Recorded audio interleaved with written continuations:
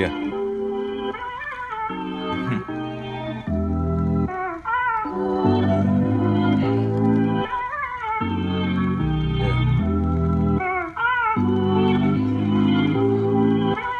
Yeah, they got it bumping. Why bother lie when the truth is free? Illusions creating distorted reality, manifesting heart's desires, faith that anything is possible, probable. With God, I'm unstoppable. Can't deny denial. Life flowing through, living is a test of subscription, a lifetime trial. Only faith, no fanatics. Pay attention to the antics. Peace over power, panic. Design planned in fashion.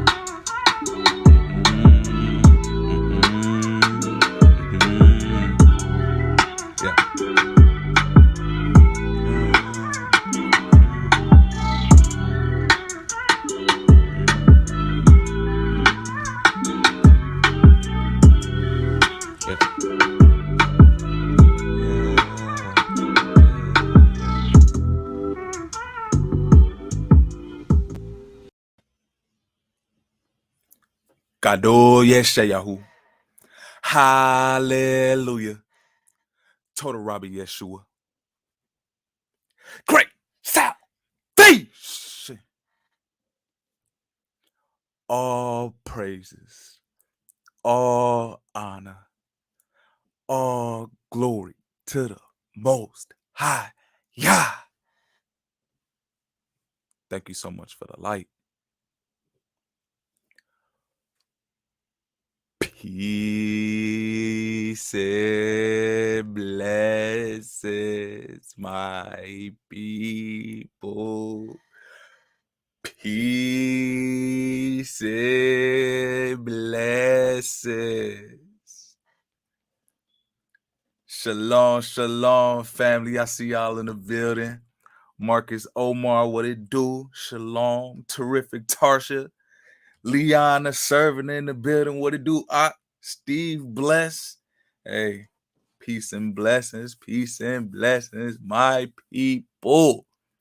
Why about a lie when the truth is free? You know? Oh, family. As y'all can see by the title of this video, let's bring it up. Let's have a discussion. Did church leaders sell us out?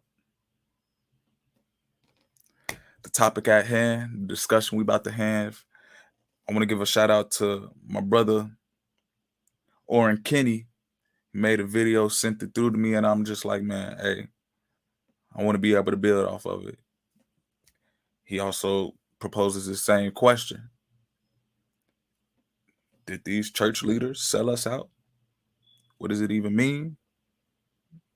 What are we observing in these times where people, you got all these churches everywhere. You would think that these people will be healing the nation, but what's really going on? Are they working with the interest of the body of coming in fruition of what this gospel, what the truth, however people want to even bring it out now? What do they call it? The new gospel, Jesus' words, spirituality. How is this helping us? Did these church leaders sell us out? And so over here, family, on this channel, man, we like to create content to inspire, to encourage, and to motivate the next to be great. I'm thankful that every day I wake up, I get another opportunity to progress. And I feel like this is one of those talking points where many people are not gonna agree with. Many people subscribe to going to church. Many people subscribe to reverencing these pastors. The question is, are these people that are in these leadership positions, are they really the best for us? Are they really showing us the way? Well, we're gonna discuss it, family. We're gonna get into it. And let me just set the vibe off right, man. Let me just get it in tune with y'all. Y'all already know, just to be able to open up the sceneries over here, uplift the people, not just with the discussions, but also just being able to express ourselves in a multi-talented facet. Just so you know where my spirit is at when I'm coming to y'all talking about, did the church leaders sell us out? You feel me? Because, hey, just some experiences walking into those places, buildings. I might as well call them right now. You know, I can't really say they're places that reverence the Most High anymore. Just basically what after I experienced, I always thought that the church was a body of people who move on one accord in the law, statutes, and commandments that the Most High has given us to be able to be fruitful and multiply and be able to live life effectively. But I guess it's different nowadays. Oh, okay, all right, Marcus Hussey, I see you. Just saying, it's me, Marcus Hussey. I got you. Steve Bless said, a lot of our church leaders did sell us out, especially when they know they're going to get a full pocket full of money. Hey, let's have a talk, family, and that's what we're here for. We're going to build on these aspects. I use my platform, family, every time I get on here. This ain't me teaching. I'm still learning with y'all. You know, I'm still asking questions. I'm still growing. So likewise, I expect, you know, everybody in the chat to, if y'all got questions, if y'all even got solutions, let's bring them out. Let's see how we can change this narrative around, because we want to be in a world where we got all these churches or places where we can go and reverence the Most High, and people are actually coming out of those situations changed. They're actually being shown the light to change up their lifestyle, to change up the way that they walk, to change up the way that they talk, to be able to move and have some type of positivity in their course of life. Many people who go to these churches for one day out the week, they leave them and still continue on with their course of life. So that has me tending on thinking, what are the people who are in leadership roles in these churches? Where are they showing the people to?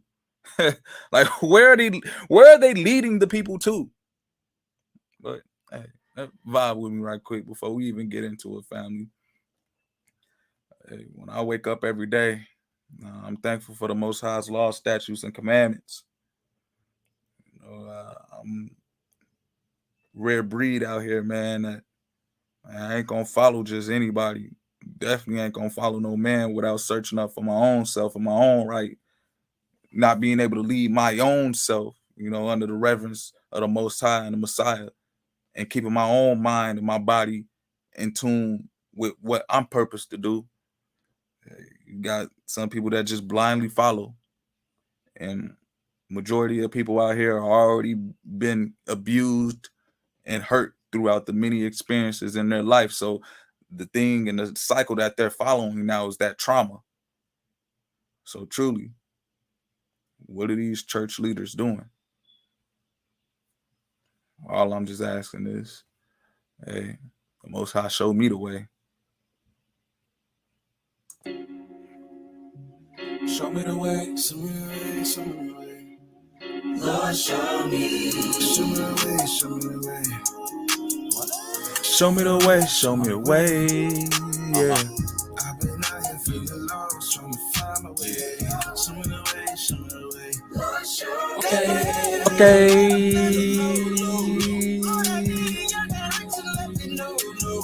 Show me the way. Yes, sir. Show me the way. Show me the way. Show me. Lord, show me. Show me. Lord, show me. Lord, I thank you for your law, statutes, and commandments. I wake up every day sending forth my praises, empowerment, progress. I'm just here to report we can pass through all the tests. Prayers keep me always blessed. Find your team, achieve your dream. Painting these heavenly scenes. Is life really what it seems? So proceed to creating resources operating. Y'all bring unto me, grant me opportunity. Graces from the anointing, picturing divinely artistry. Thankful that I can see peace, flexing in my new faith fleece. My Lord, shepherd of the sheep, give directions faithfully. Show me the way. Yeah. Lord, show me. My Lord, shepherd of the sheep, give directions faithfully. Show me the way. Show me the way. Show me the way. Okay.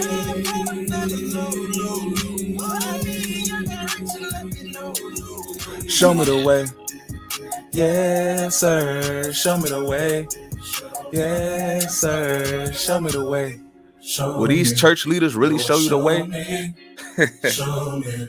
Lord, show me the way. Give me the key, open the door. What is the store? Faith and desire, fashion galore, fabrics on tour. The spirit I pour, increasing me more. Then I shall soar up in the sky. Keep my head What type of spirit are these church leaders pouring out on them in their congregation?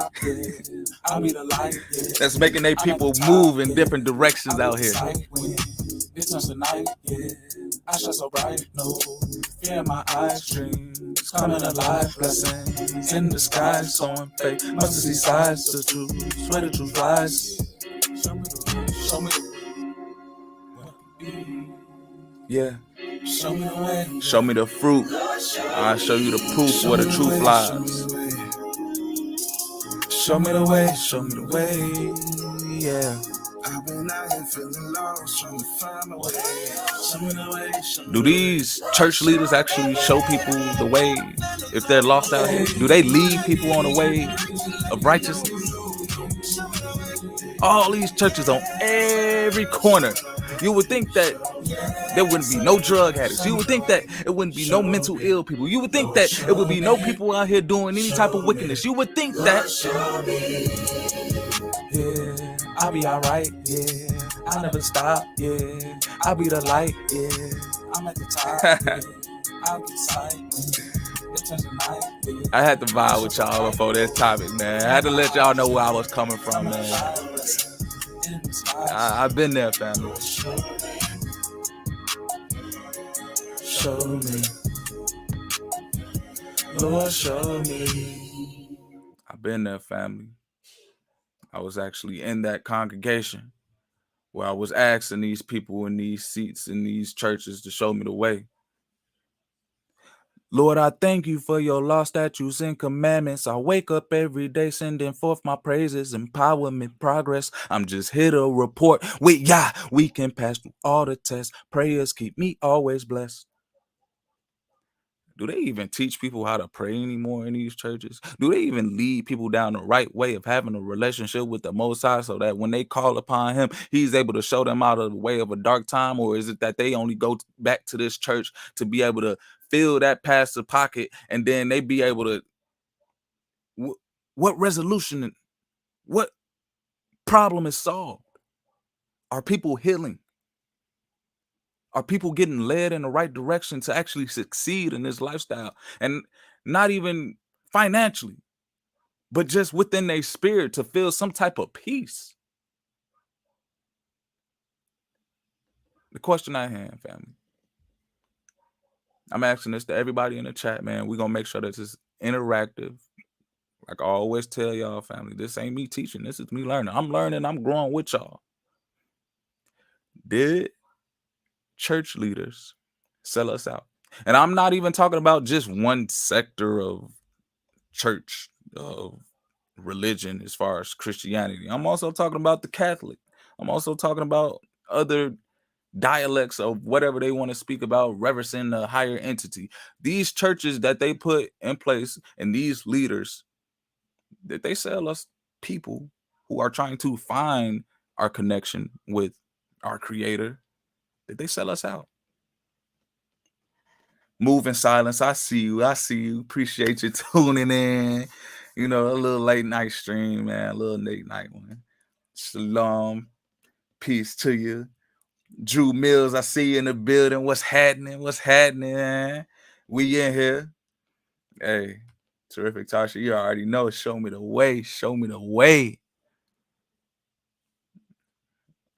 You think somebody gonna show you the way that ain't got an ounce of goodness for you? And then when you start to question what's really going on, they ain't even got no answers for you. We're gonna get there though. Let's build, family. First and foremost, Y'all already know what I love to do on this channel. In order to just grasp a whole comprehension of what we even talking about, I like to just dissect the words just to be able to give a more definitive explanation on what we're talking about here. And what is a leader? What is someone who leads? What are they supposed to do? This is also a question to the chat. If you want to chime in, build with me, hey, let me know. We here building, we here also gaining the knowledge, and we just want to bring out something to the light. Did church leaders sell us out? And what, first and foremost, what do you even call a leader nowadays? Like, we've been so dysfunctional when thought. People don't even know what a man and a woman is anymore. So the fact that I'm even asking this question, like, a leader can literally be anything nowadays. So I just want to see who I'm talking to in the chat, as far as, you know, who subscribes to this channel, who over here, you know, want to be able to progress in life. Know that when you are picking up this heavy burden, as many people would call it, but hey, take it, it's light. We actually walk in this world and we create an influence where people do start to follow, and we are looked at in our communities as leaders because we speak up for not just ourselves but for people around us. What is a leader? Drew Mills said, oh, they for sure did. I won't say all of them, but definitely the majority. Sheesh. And the craziness is that many people do have these sentiments, but then again, you keep on seeing church after church after church after church pop up more and more. And these leaders and these pastors, they speak in a way where you I guess they call it speaking in the Holy Spirit, where, man, I know people who go to acting classes. Let me just say that. I know people who play on TV and people who do it in real life. There's no separation from how you act on TV and how you act in real life, because that's you. Actors, however, they can turn it on and turn it off.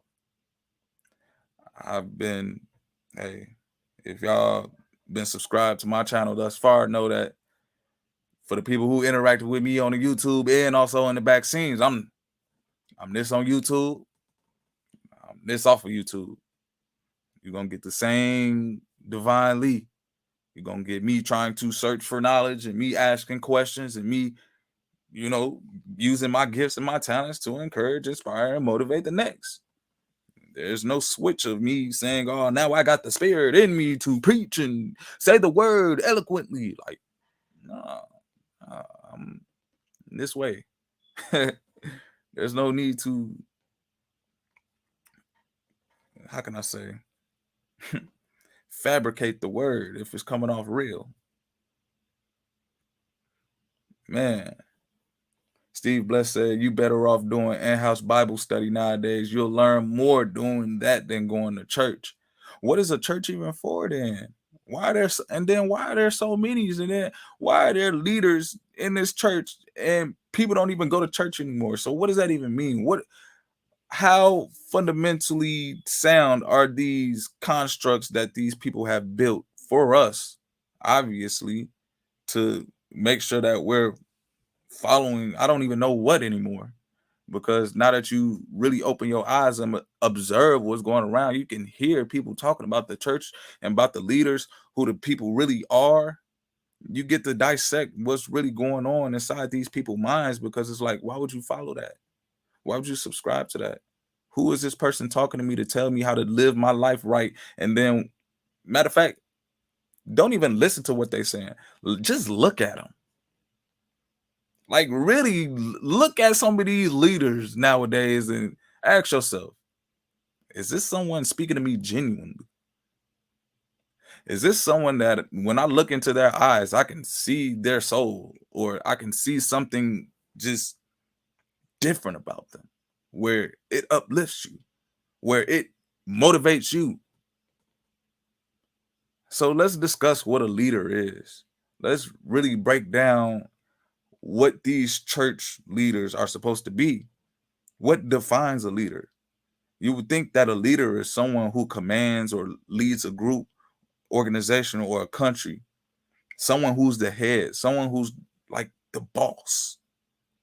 You know, you would think a leader is someone who just has enough passion, enough drive in their spirit that it overflows into the congregation and it motivates whoever is in their corresponding environment to just want to be better, to want to follow after the vision, to want to see that there is a path towards light and actually achieve that. A great leader will bestow upon the people that's around them the light to want to achieve greatness.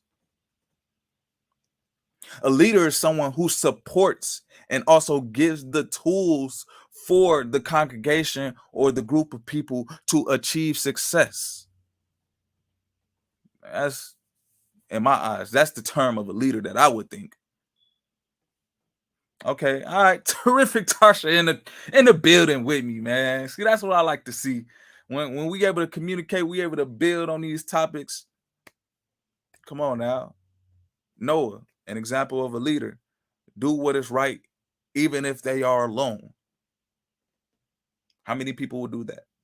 How many people would even compromise doing what's right just so they won't be alone? Do you still consider that person a leader? Just because they won't talk about something in order to not be ostracized or not be cut off from society or not be shunned or not be excommunicated because they didn't take certain mandates and stipulations in society. They didn't want to be alone. Is that a leader?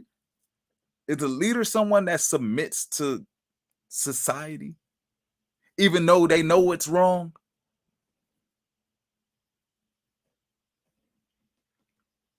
Terrific, Tasha, with another one. David, come on, man. We out here slaying them. Leaders are brave. Leaders go up against giants. Leaders operate in that sense of having, many people talk about it, but how many people really operate off of it? Mustard seed. That's all you need is a faith the size of a mustard seed. That's what they be telling us, right?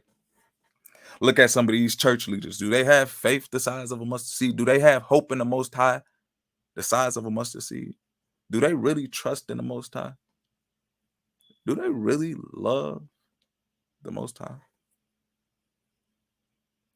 Because if they did, wouldn't they be brave? Wouldn't they stand up against that giant? Wouldn't they look at that mountain and tell that mountain to move?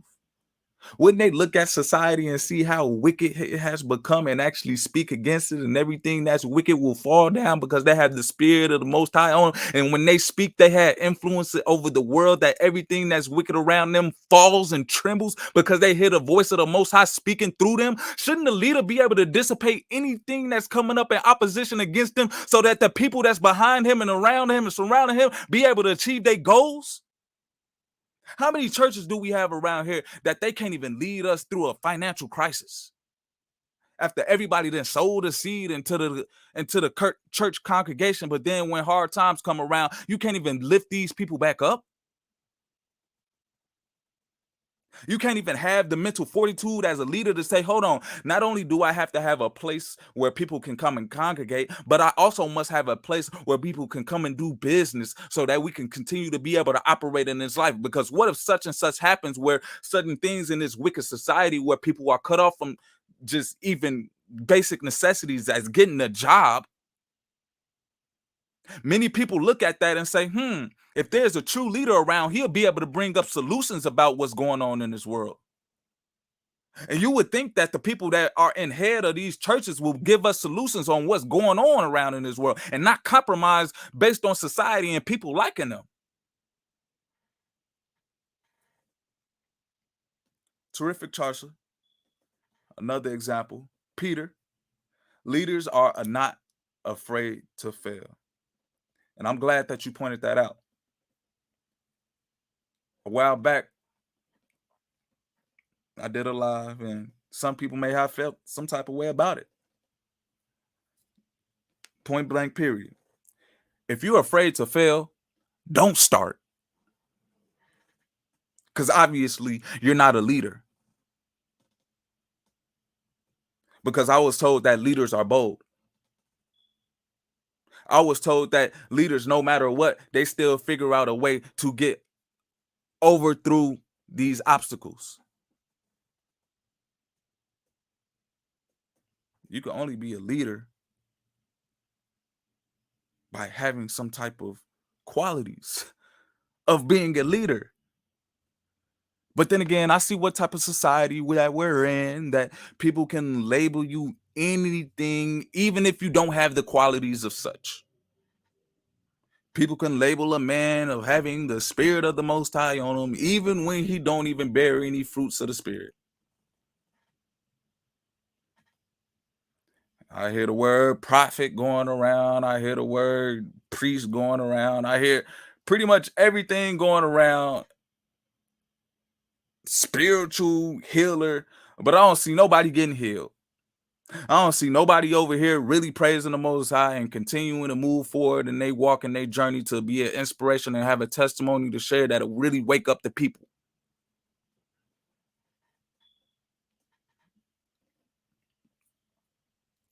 I really love that you put that in the chat. Terrific, Tarsha. Peter, an example of a leader not afraid to fail. How many of us don't even start something because we look at it as, oh man, I'm just a beginner and I'm not really good at it. Once again, if you're afraid to fail, don't even start, family. What man is perfect?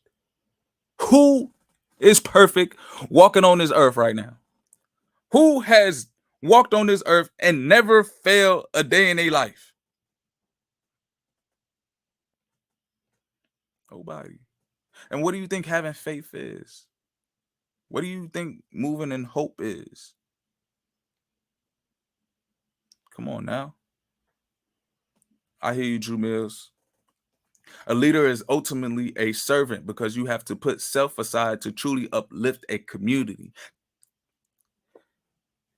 And when we got the brothers and the sisters in the chat building, family, and this is what the communication process does when we're able to ask these questions and when we're able to get insight from different brothers and sisters in the chat, we begin to build off of these concepts because that is a wonderful description of what a leader is. And not many people actually sit back and really visualize a leader as someone who serves the people that surround him to try to figure out how can I bring forth solutions for my people so that we all can succeed. Do you know when you do that and you take a backseat not only to yourself, not only to your family, but then you're put in the eyes of being in a servant's mindset? How many of these church leaders are serving the people? And out of the spirit of doing it willingly, without even having to expect anything in return. How many people are really out here serving the community without having to record it, without having to say, hey, look at how many book bags we passed out. Hey, look at how many people we just saved. Look how many people we just baptized. Oh my gosh, I just exercised this woman. How many people are out here really, truly, humbly serving the people? Giving away their time and their knowledge and their motivation and their inspiration and all that their talents that they was blessed with for free.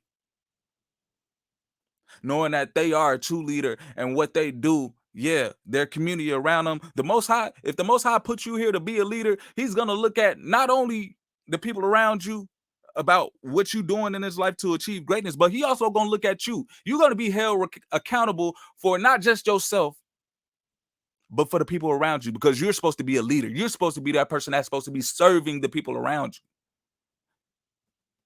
So then how you look at the teacher and not blame the teacher for the failure of the student? How you look at these churches and not blame them for the failure of these people trying to walk in faith?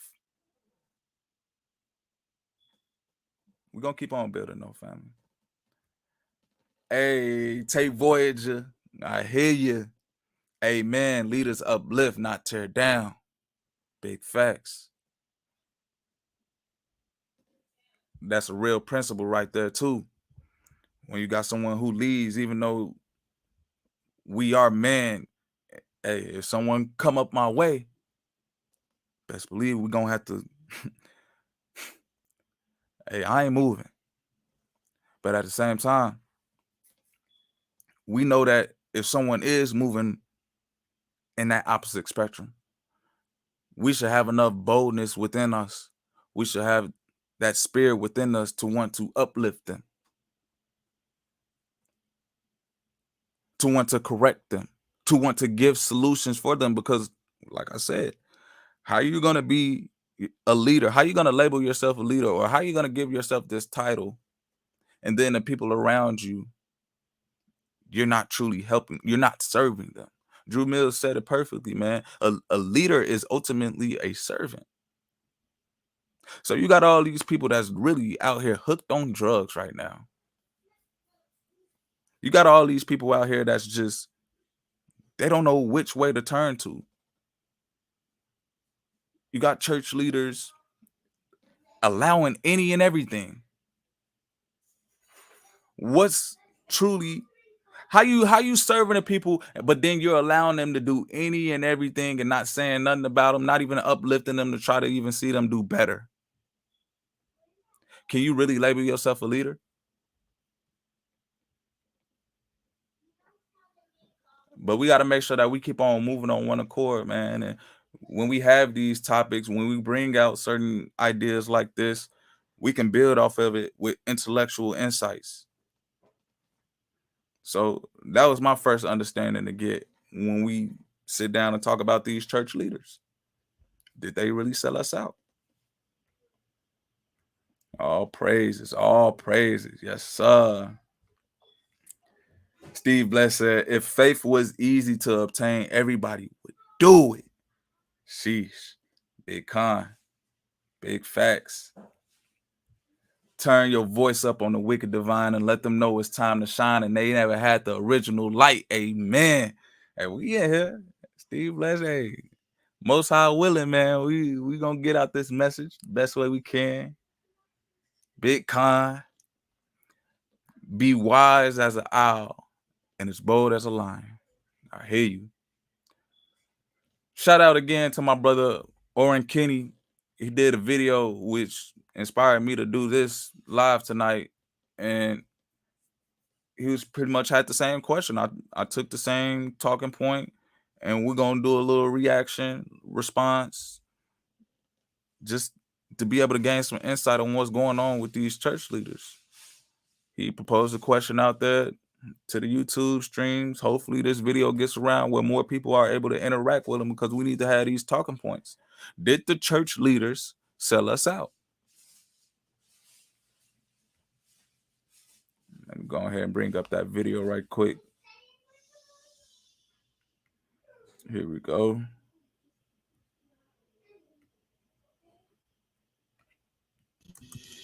When it comes to the family structure, as followers of the way and as followers of Christ, did the leaders of the faith sell us out? For example, the Roman Catholic Church, they perceive.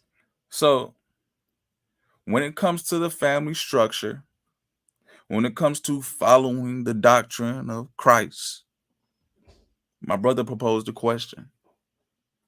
Did these church leaders sell us out? Divine, what do you mean by sell out? What does it even mean? Okay, I knew somebody was going to ask that. And once again, in order to get an overall understanding on what we're talking about, I just like to be able to dissect every just thing in the question, so we truly get a comprehension on how we move in this conversation too. Did the church leaders, did the people that are supposed to be brave, the people that are supposed to uplift, the people that are supposed to be serving, the people who are supposed to be not afraid to fail, the people who are supposed to do right even if they are alone, Did they sell us out? And by selling out, I mean, hey, I know y'all hear it all the time. Oh, he a sellout. He got on and sold out. A sellout is basically somebody who betrays something to which they are allowed an allegiance to, owe an allegiance to. Pretty much a sellout is someone who knowingly, with gross negligence, act against the interests of the whole. Are these leaders in these churches acting against the interest of the whole entire community? Just by looking at what's going on in these churches. Sheesh. I guess I ain't the only one with these sentiments, man. They compromise truth for gain. And let me just hit on a real controversial one right now, as far as what's going on in the churches. And correct me if I'm wrong, family. Like, once again, this ain't me teaching, this is me learning, but correct me if I'm wrong. Around 2 years ago, y'all already know what happened in the world, where certain rules and mandates and laws and stipulations was put out into society where, hey, if you weren't abiding citizen, you pretty much couldn't congregate. You pretty much, all your rights of having any type of social interactions were stripped.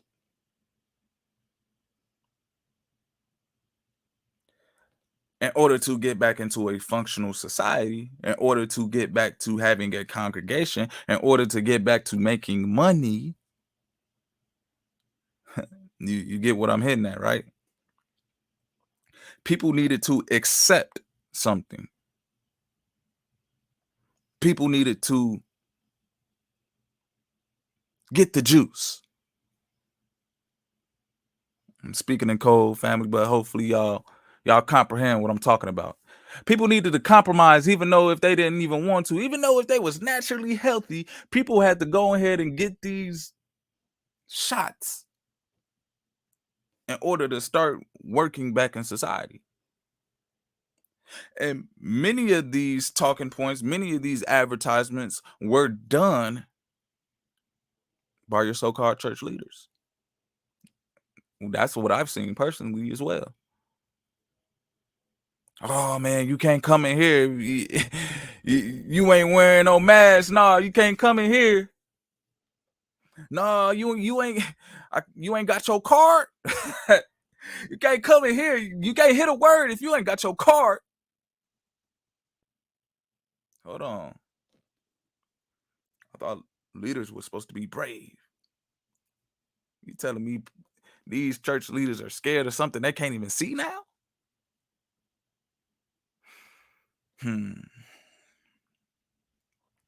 Sheesh. Drew Mills said, yeah, and they use the churches to pull on our people heartstrings and get it. Once again, these church leaders, did they sell us out? Did they go against the allegiance that they had once they signed up? Did they act against the interest of the whole? That's what I mean when I say sellout. You know, you got somebody who gets in a position and say, "Oh, I'm about to do better for the people where I came from," and then they pretty much get up where they need to, and they looking at you and waving goodbye. That's somebody who sold out. Like, thanks for getting me here. Now I'm gone. And how many people are going to even question it? How many people are just out here moving to and fro with certain talking points of how to even operate their body now? Because if you're not being led by a leader, someone who is brave, someone who uplifts the people, someone who brings forth solutions, someone who is able to go against society even though they're alone, you know, those are true leaders. But if you're not being led by a leader, what are you being led by, family? If you're not being led by someone who is ultimately serving you for the betterment of yourself, who are you being led by? And as we look at these family structures, as we look at the people that's congregating and going inside these churches, as we look at the whole organization of the word church and the worldwide constructs of it, are the people that actually leave up out of these churches wholesome people? Are these the people that are leading the generations after generations into the glory land?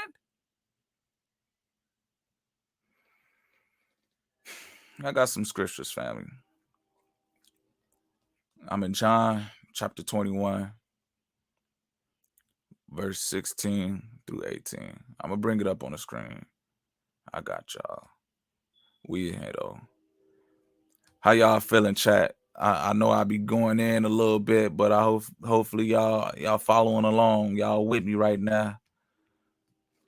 Put a 1 in the chat, put some fire emojis, something in the chat so I can see we still active in here, man. Like I said, I want this one to be interactive. So I know it's a little late, but if y'all still up with me, let me know y'all still in here, man. Let me know y'all still grooving. And we gonna make sure we keep on building. John 21, verse 16 through 18. He said to him again the second time, Simon, son of Jonas, lovest thou me? He said unto him, yeah, Lord, thou knowest that I love thee. He said unto him, feed my sheep. Verse 17. He said unto him the third time, Simon, son of Jonas, lovest thou me? Peter was grieved because he said unto him the third time, lovest thou me? And he said unto him, Lord, thou knowest all things. Thou knowest that I love thee. Jesus said unto him, feed my sheep. Verily, verily, I say unto thee, when thou wast young, thou girdest thyself and walkest thyself whither thou wouldest. But when thou shalt be old, thou shalt stretch forth thy hands, and another shall gird thee and carry thee whither thou wouldest not. When we talk about somebody who's leading the way, someone who is serving, someone who will actually give you solutions, someone who will pick you up, someone who will feed you. Do we look at these church leaders as people that do such? Because obviously at this point, are people even getting fed righteously within these church congregations?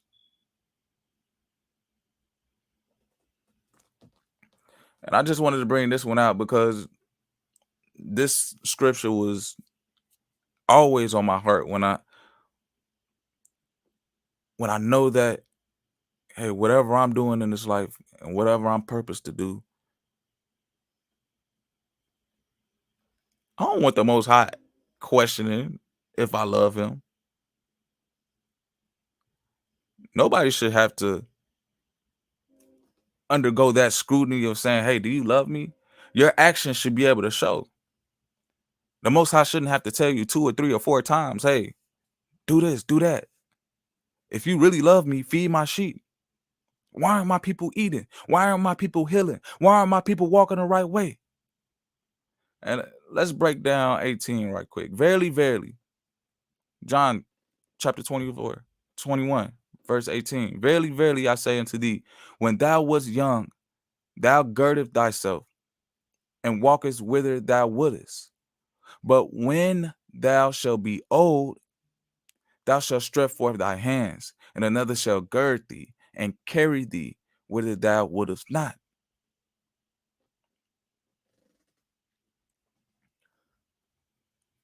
When you were young, when you were strong, when you knew which way to go, when your body can function out here, when you were leading the way, you could do everything. You knew which way to go. People are actually following you. You were strong enough that you could carry other people. Your vessel was used to be of service to feed the people, feed the sheep, help move the herd in the right direction.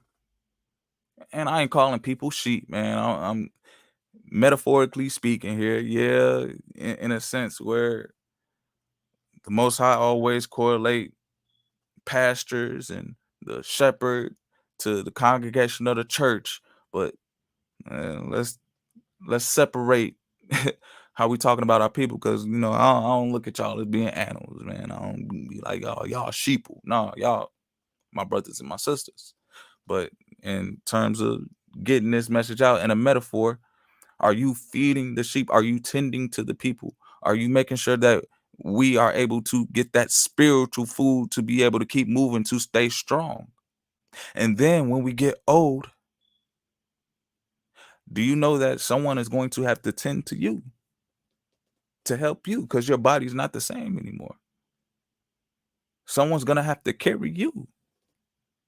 I know y'all see it out here, men of old age, they pretty much completed their tasks. Y'all willing, we can all reach that age where we got a community around us that uplift us even when we can't even lift up ourselves. And then that has the best interest in mind for us, to see us actually still live out these last days in peace. But how many leaders are truly out here like that? How many people will be out here truly serving the people for righteousness' sake? How many people will still be feeding you and nourishing your body? And once again, we're going to make this correlation to this very controversial topic. Do you think that this cure that was made up is something that is nourishment to the body? Do you think that this cure was designed to make sure that, hey, we're fed and we're safe out here?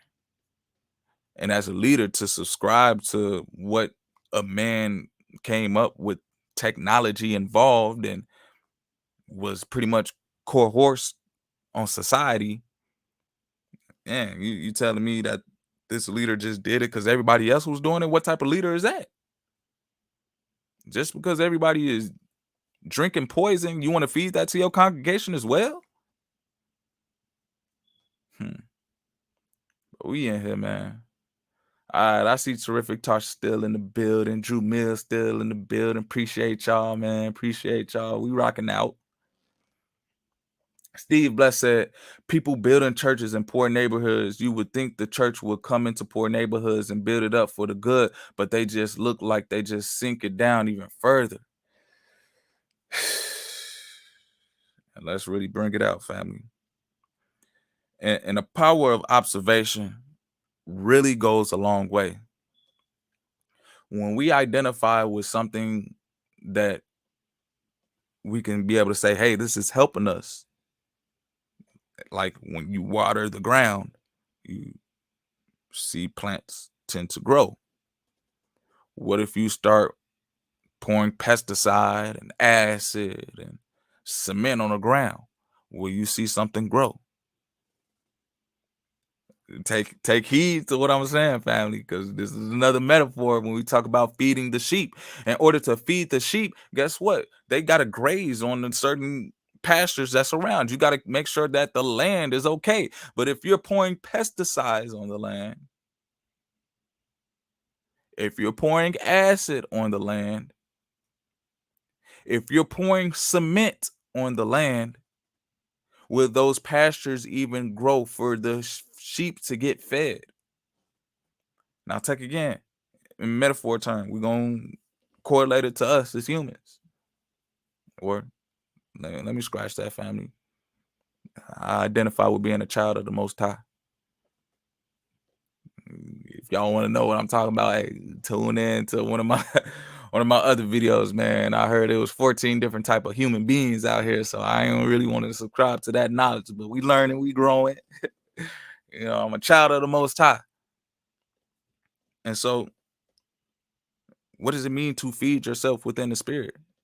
If you're over here pouring pesticide, if you're over here pouring acid, and if you're over here cementing your foundations of thought patterns and the way that you communicate to help uplift and build communities, what do you think is going to grow? Nothing's going to grow. And as we see that right now, in family structures, in the way that people operate within communities, in the way that societies are even built, when you see these churches around, it's kind of like a detriment. People look at it sideways almost, where it's like, another one of these poisonous sinners. But hey, shout out to my brother once again for making this video and inspiring me to even have this talking point, because I feel like it's much needed. Majority of people, I can't really say that these men that are in these churches are leaders, man. And the more and more I start to see it, hey, I do see some type of compromise where they sold out the people. Out. For example, the Roman Catholic Church, the perceived leaders of our faith, they have set the wrong example when it comes to the family structure. The priests have no wives and are no model for men to follow when it comes to raising a family or being the head of a household. The nuns have no husbands and therefore are no model for women to follow when it comes to being a helpmate to her husband. Hey, brother pointed out something very pivotal over here about their church situation they got set up. The Most High, one of the commandments, one of the very first commandments, be fruitful and multiply. How are we going to do that if we're not even over here being proactive and procreating? if we over here looking at each other and we can't even get along, we don't even have that model of what it means to build a family. And so what I was getting from this is, you got certain churches that pretty much practice that. They don't show you a man and a woman actually being together. They don't show you a man and a woman here fulfilling the promises that the Most High told them to be fruitful and multiply. And hey, this pasture is yours to grow upon, because they're doing the exact opposite. So once again, where are these churches leading you?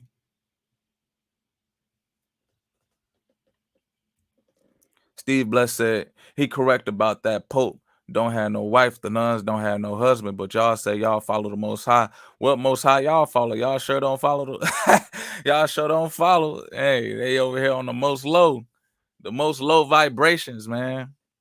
And when you really look at those people, to say that they have a wide variety of influence on how people interact within these so-called churches, as far as what needs to be established in order. First and foremost, if you ain't leading your household, if you ain't leading yourself and your community around you towards something that's great and being of service to them and being able to figure out ways to actually overcome any problems, what are you doing? And who put you in this position? Say that this person is over family structures. How are they going to give them information on how to maintain their family if they don't have one? It makes no sense. That's like me trying to tell somebody in NASA about a rocket, and I don't even have a rocket. I don't know how a rocket ship works. I don't have one. How you gonna tell people how to have a family structure that follows after the Most High or follows after Christ, or in their term, I don't know what the Catholic Church does. I don't subscribe to that. But how you gonna tell somebody how to operate within their family structure and there's not one in the head in the leadership role? It makes no sense. What are they modeling their walk after?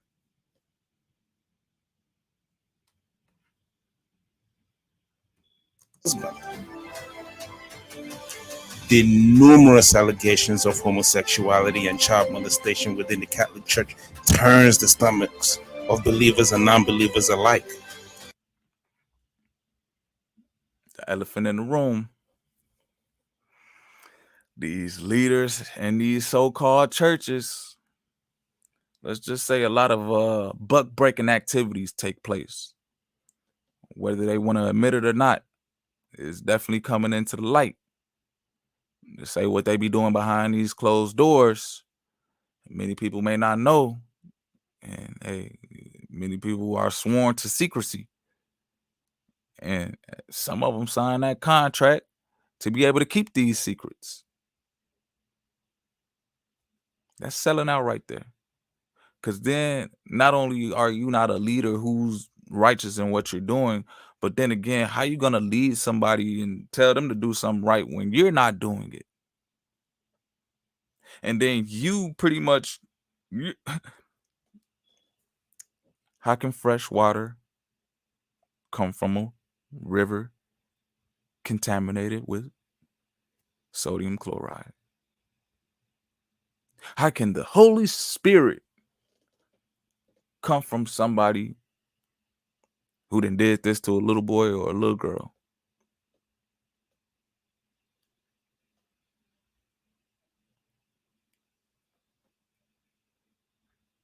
Crickets. People ain't gonna discuss that topic because I already know it's a heavy hitter.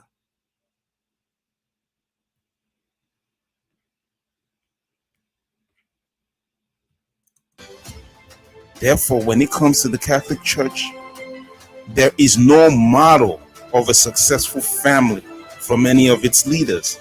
Therefore, they have no positive impact on this generation when it comes to the family structure. When you talk about a leader, especially ones in the churches, you would think they would have a positive impact wherever they're placed.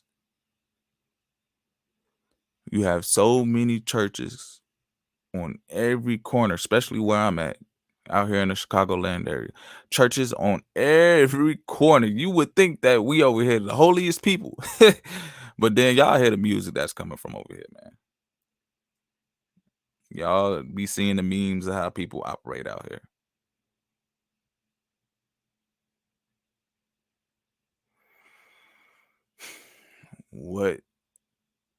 What's going on? Why aren't these churches setting more positive interactions? Why aren't they building up more spiritual, referencing the Most High, praising the Most High, and actually going out there and being a light to other individuals to want to actually succeed or want to even actually come together and build a functioning community?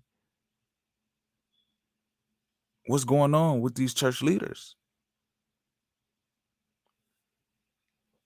Are they rocking with another agenda? Are they going against the interest of the whole? Wait, no, they can't possibly, because the leader is supposed to be serving the people. And if they truly love what they do, they're going to make sure that they're serving the people what we need. Unless, no, I ain't even want to think about that, man. Sheesh. Steve Bless said, just like Apocalypse said on the X-Men movie, you follow false leaders. So technically, and this is where I want to get to. We be naming people's stuff that they're not. What is a false leader? It's not a leader. Someone who obviously doesn't have the qualities of what a leader is. So you can't call them. You can't even call them a false leader. They're nothing. But then again, we living in a society where you can look down at your reproductive members and literally have the qualities of being a man, but identify with being a woman. And around these churches, certain of them, they accept that. So once again, hey, what's really going on? You got these leaders who accept men as women and women as man. Who are they then? What are their constructs of being able to actually understand what's going on in life and what something really is? If I'm having a sense to even follow somebody, I will want somebody to observe something and tell me what it is and not tell me what they think it is. I will want them to actually have some type of discernment or astute observation of how to efficiently move in life and not just be swayed off of what the popular opinion is. But yeah, there are many people out here false flagging, especially within these. I can't even call them shrines, man. What are these? Just buildings.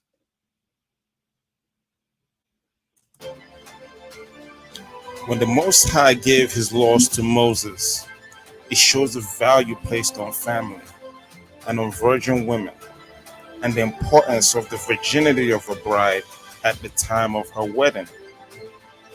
In the secular world, however, there is no value on virgin women. The only people who care about the virginity of a young lady may be her father, her mother, her brother. A lot of times, she may not even care about her virginity. She's encouraged to start having sex while she's in middle school and high school. They hand out condoms at the school. They aim for the virgins to be defiled before they even think about getting married. The girls are not raised to be wives. They are.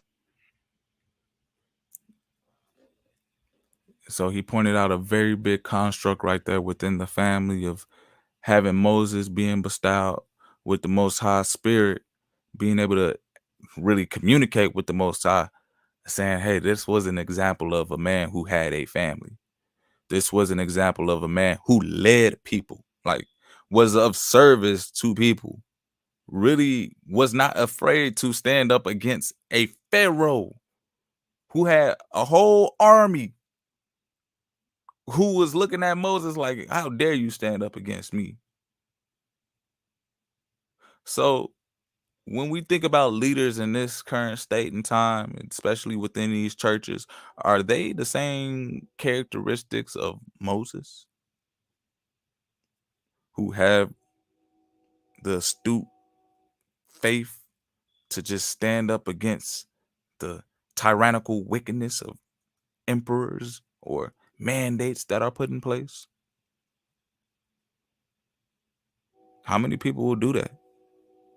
How many people do you see out here really serving a congregation of people like they're their family? Because at the end of the day, that's what a church is supposed to be, right? Because if I look at any church and we're all following the same doctrine, then you're my brother, you're my sister, you're my family. And then the brother even goes along in the video talking about the virginity, and it's like the secular world, and even oftentimes in many of these churches, hey, they don't care how these women dress. Shoot, they even majority of them that I've seen promote. Hey, we get them out there looking nice, man. Yeah, I really can't tell too much difference from those nightclubs and the churches. Hey, man, it really be the same type of crowd in those. What type of people are these church pastors leading, and where are they going? I'm obviously not understanding the objective of where they're going or supposed to be promoting. Obviously, I've already then had my own constructs of them going against the interest of myself. Because at this point, I'm not seeing anything that's making me want to hop back into a fundamental church community where I'm going to a building and there's a pastor and he's saying he is the one reading me the word and he's the leader of what the people got going on, because at the end of the day, there's no true leadership going on. There's no true servant of the people. There's no solutions being brought in within these societies. We're supposed to be separated from this world. If it's truly, if the world is an enemy of the Most High, we're not supposed to be on one accord with the mandates and the laws and the statutes going out from the government. These churches aren't supposed to be getting paid by the government. Go to a pastor and tell them what a 5013C is. Big facts. Steve Bless said a church was supposed to be a place where if you mess up, you go there to get back in your lane so you can continue following the Most High. And so here you go. My thing with church is that if it really worked, you should be able to get the information or get the inspiration that you need to continue to have your own personal relationship with the Most High. That, yeah, you want to be able to go in there and congregate with your so-called brothers and sisters, but at the same time, you won't be dependent on it. People are like hooked on it like it's a drug. People are hooked on going to church, hooked on following their pastor, hooked on these things that don't even make sense. And once again,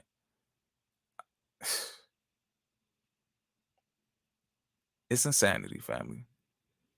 Doing something over and over and over and over and over again, expecting a different result. Church after church after church after church being built, expecting a different result. My thing is, show me a true example of someone coming together in the fullness, bringing doctrine, bringing true leadership, bringing the spirit of the Most High within their vessel to be able to lead people towards righteousness and be able to aspire a mass amount of people on one accord to be able to build up something that is fundamentally efficient to last throughout eons. Generations upon generations, everybody moving in peace, everybody moving in understanding, everybody moving so on one accord that there are no problems. You don't even need a policing state because people just understand what roles they're in, and people have the opportunity to do what it is that they love to do, to be of service to one another. A leader should be able to figure all of that out and put people in the right place to actually thrive in society. Churches should be able to figure that out. If they are connected into the government because they get paid from the government, then they should be able to bring forth solutions to this entity to be able to say, hey, we listen to the people over here and we know that they got such and such problems. Yeah, we need this to come through to the community so that it can help out the people. But ain't nobody in these churches speaking like that, because obviously if they were, you would see environments change and get better. They're not listening to the people and what they need. At this point in time, I just think they fill in their pockets. And then within the family structure too, brother was pointed out, many women don't even care about saving themselves. There's no value of having a righteous woman anymore. Having someone who saved theirself for you. It's not really being taught like that in these churches.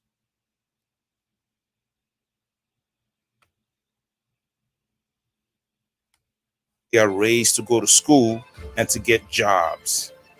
The secular educational system puts no value on family. Many fathers have to live with the pains of knowing their daughter is having sex with men that she isn't married to when she goes off to college.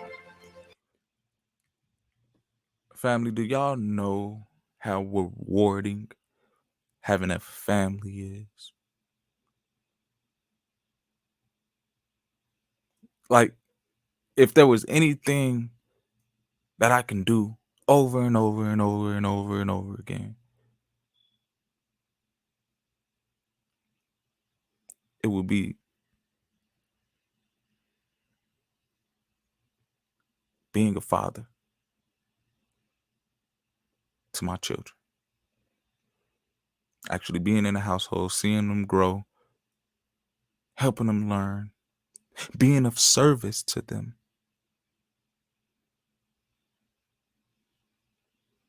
That's not these churches.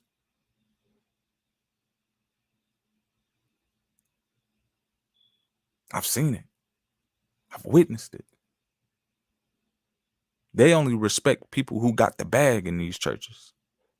I don't really respect people who got a family. So where are these people leading you to? And correct me if I'm wrong, family. Please do. I'm here. I'm here learning. But I thought we was here to be fruitful and multiply.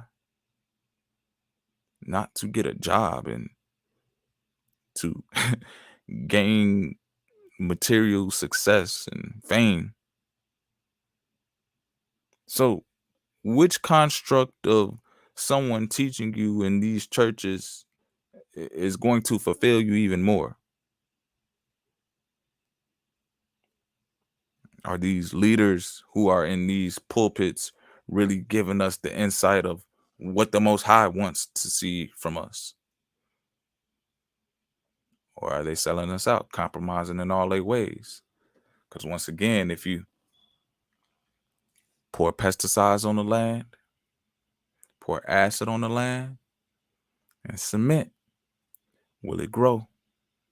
Once you separate the man from the woman, will you have family? Once you rot the man's mind, once you rot that man's soul and you strip his heart from any love or fruits of the spirit, will that man even speak to uplift his environment?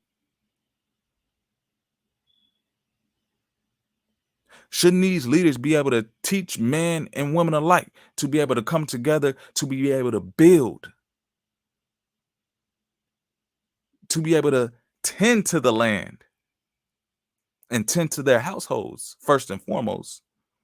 Tend to the land and tend to your households, because y'all already heard me read it. John 21, verse 16 through 18.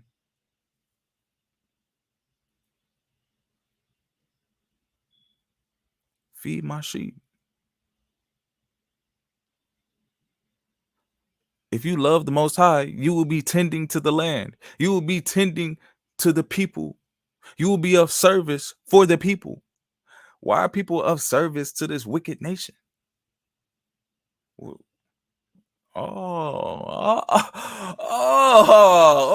I see. I'm starting to comprehend now, family. I see what they're feeding into now.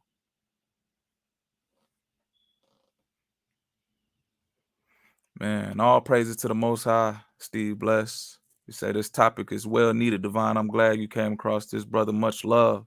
Big facts, big facts. Yeah, this one of the brothers I be building with on the back scenes, man. We got a lot of works in store.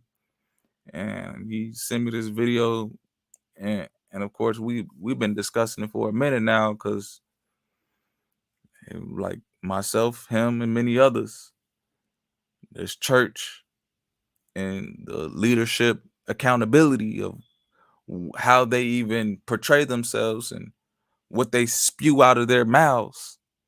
Is it really helping us? Or did they sell us out? And the father has to deal with the pains of knowing this when he sends her off to college. The young women think it's okay to have sex with multiple men because it's encouraged in the movies, the music, and in TV commercials. Many young women have. It's encouraged in the movies, the music, commercials. Do you know that people like us, we ultimately pay these corporations to see these advertisements within the music, within the movies, within all types of form of media to influence the generations. But think about this though. If we're all going to church, or if there's a church on every block, why would the people be willingly accepting this promotion and advertisement of a wicked society? And then why would people be so easily influenced if there's so many churches in our in I can't tell y'all how many churches is on every corner out here, because every time I turn around, I see a church, Church of God in Christ, a Baptist, just all different variations on every corner. But then it's like, why are people still supporting a system that, if you read the Bible, you will know that this system is promoting wickedness, especially to the younger generations, over and over and over again. And these leaders don't stand up and say anything to the congregation about how we can combat that. Not only how we can combat it, but how we can bring about solutions, how we can look at brothers and sisters and use our talents to start putting out more information and more inspirational movies and music and things that make sure that it can flicker that light bulb within the people to give us a choice to choose from this wicked state. You would think that a true leader would be like, hold on, man, there's a problem here. This world is being oversaturated with movies and content and music of just wickedness. We need to create a space where brothers make the music, make movies, give our brothers and sisters who don't want to just view all this adultery and all this wickedness and all this crime and violence, and be able to give them a different type of outlook so that their spirits and their soul could be fed with righteous insights. But how many of these leaders are speaking like that? How many of them are actually feeding the community to be able to produce those works? Or hold on. I see where they money going to, because I just seen Beyonce in one of these churches, man. I just seen Beyonce talking about she leading the people now with the word. It's getting different out here. Hey, big facts about that. Church and politics are one and the same now. Hey, it's always been that though. Back in the old days, you had the Templar be the ones who gave out political instructions, which were the rulers and watchers of the church. So it's really like church and the state. They go hand in hand with influencing the people and leading us down a way where, is it beneficial? Is it for the constructs of the whole to be able to move out here in this world?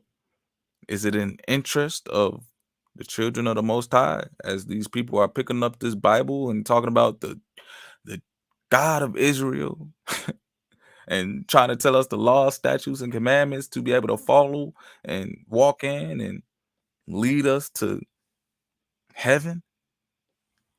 First and foremost, did somebody tell me that I have to get up out of here and go to another galaxy or astral plane in order to live my life and be able to, do what I'm purposed to do? I would look at that person and say, oh man, you really so you're not in my best interest in this in this physical state right here. You obviously not. If that's the only solution you're giving me, you're not in my best interest. Because obviously you're in the interest of my spirit. If you want me to go to my spirit place right now, you're not in my interest of me living out this physical life to the fullest.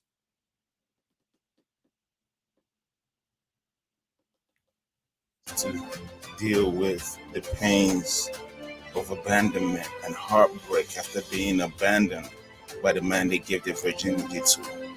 That happens. A lot of them get bad advice from their friends who have also dealt with the same thing. Yep. Their friends who have also dealt with the abandonment of being discarded after being defiled by the man that they give their virginity to. Well, you know how many women still out here trading their bodies for just lustful nights just because the first man that gave it to didn't really love them, because they ain't even had a spirit of the Most High. They ain't even know how to discern if this person really wanted to create a family and build with them and love them and be with them forever, because they weren't being led that way.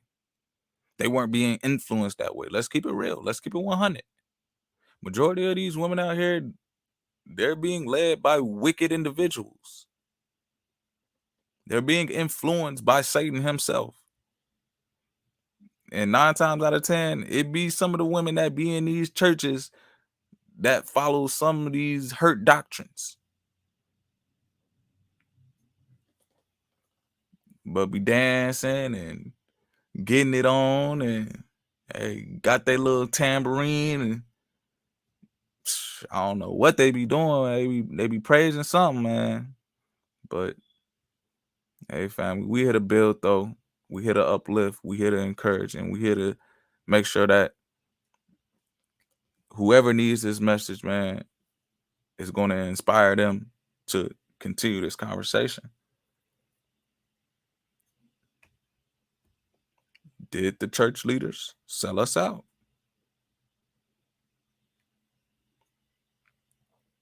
Let me see here.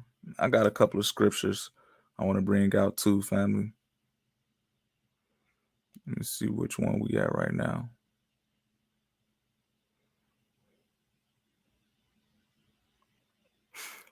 Let's go to Exodus.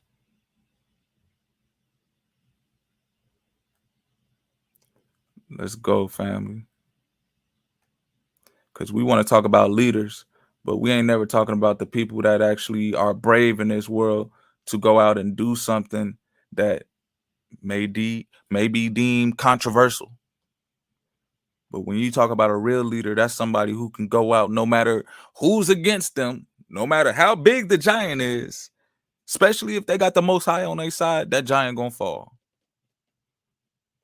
And shout out to Terrific Tarsha for putting those examples of leaders in the chat and giving us the correlation of what a leader is supposed to be. Someone who can actually go about doing something alone. Someone who can make sure they're serving the people. A leader is someone who can also accept failure. Know that it's just a learning lesson. Check your leaders, man. Check the people who you got that you look at and say, hey, these are the people that I know. They're going to make sure that I'm in a good place. They inspire me. They motivate me. Check them. See if they're really the head. See if they really operate within the spirit of the Most High, because people been pointing out in the chat, man, there's been a bunch of false leaders. That's a scary place to be up under. That's like, hey y'all, that's like being a man and being with a false woman. That's a scary place to be up under. You don't want that. You gonna be in a different type of trouble, man. But let's build right now. We in the book of Exodus, chapter 20. And God spake all these words, saying, I am the Lord thy God, which have brought thee out of the land of Egypt, out of the house of bondage. Thou shalt have no other gods before me. Thou shalt not make unto thee any graven image or any likeness of anything that is in heaven above, or that is in earth beneath, or that is in the water under the earth. Thou shalt not bow down thyself to them, nor serve them, for I, the Lord thy God, am a jealous God, visiting the iniquity of the fathers upon the children unto the third and fourth generation of them that hate me, and shewing mercy unto thousands of them that love me and keep my commandments.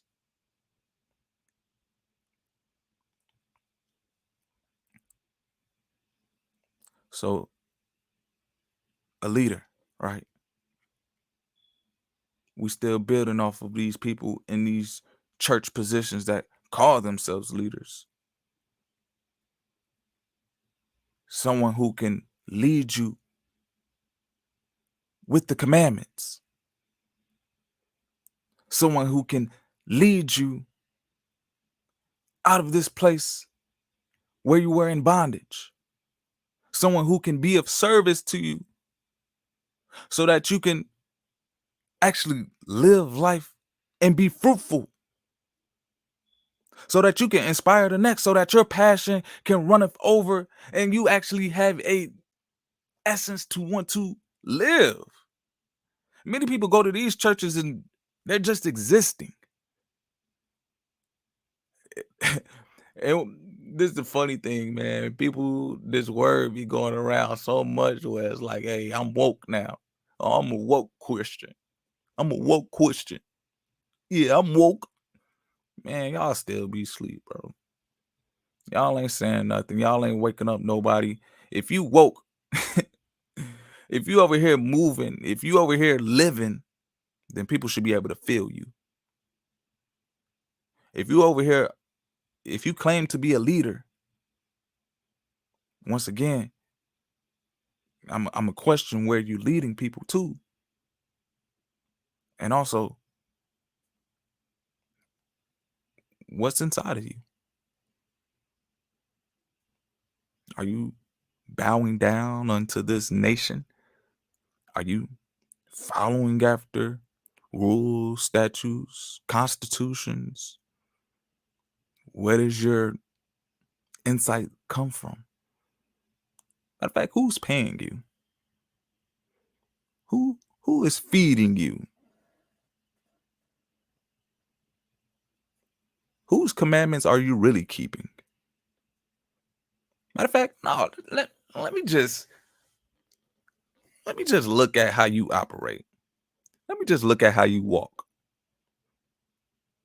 It looked like you need some help walking right now because it looked like you ate too much. I don't think you following the laws of the diet right now. Really sit back and look at people and not on that spirit of judgment, but really discern. Because to call somebody a leader just because they're put in a position nowadays, that can be our folly and our demise. Because obviously, they got a spectrum out here where they can call one thing something totally different than what it is.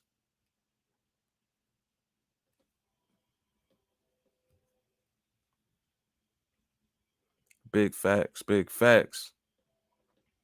Hey, Shalom. I see you in the building. I see you.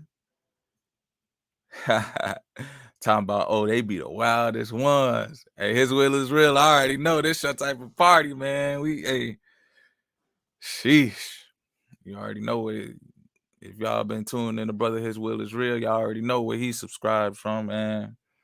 Y'all already know his experience of dealing with the churches.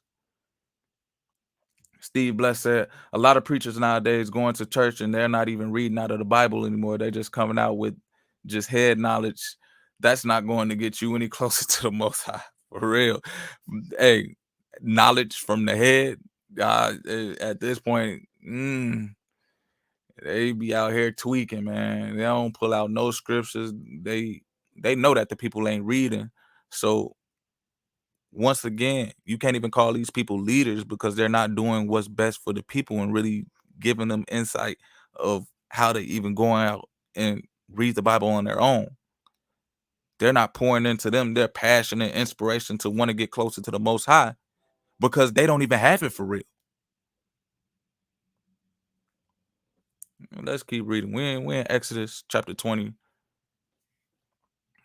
Let's go. Let's start on verse 6 again. And showing mercy unto thousands of them that love me and keep my commandments. Thou shalt not take the name of the Lord thy God in vain, for the Lord will not hold him guiltless that taketh his name in vain. Remember the Sabbath day to keep it holy. 6 days shalt thou labor and do all thy work, but the 7th day is the Sabbath of the Lord thy God. In it thou shalt not do any work, thou, nor thy son, nor thy daughter, thy manservant, nor thy maidservant, nor thy cattle, nor thy stranger that is within thy gates. For in 6 days the Lord had made heaven and earth, the sea, and all that is in them, and rested the 7th day. Wherefore the Lord blessed the Sabbath day and hallowed it. Honor thy father and thy mother, that thy days may be long upon the land which the Lord thy God giveth thee. Thou shalt not kill. Thou shalt not commit adultery. Thou shalt not steal.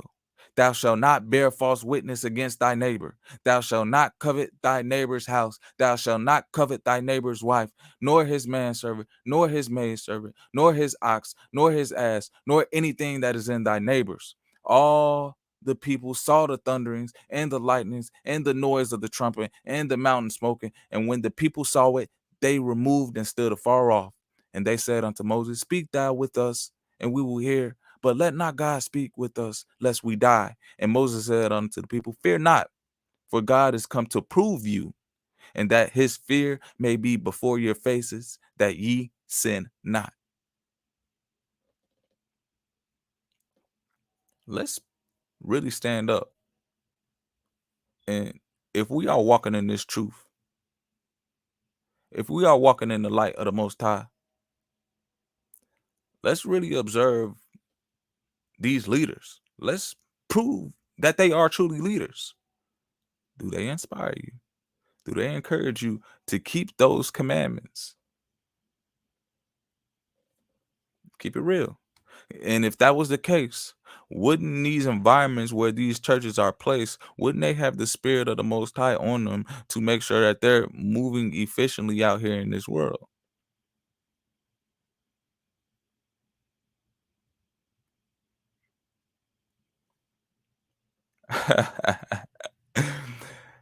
Jamate says, so I can't have a European son of God on my walls.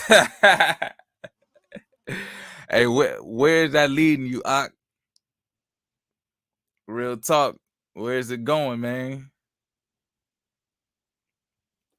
And really, let's check it out. When you talk about this church, right? What is supposed to be the service of the church? Because we want to talk about the leadership role, but then we never identify what the church is supposed to do within our community. It's like the church is just here for entertainment, is what I'm starting to see now.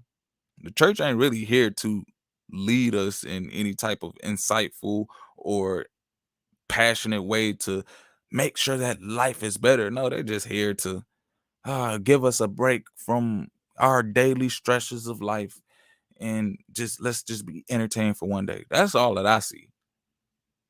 Because ain't nobody really coming to these churches and changing. Ain't nobody really coming into these churches and getting better. So then I'm not really questioning the people that's coming into the building. I'm questioning that leader.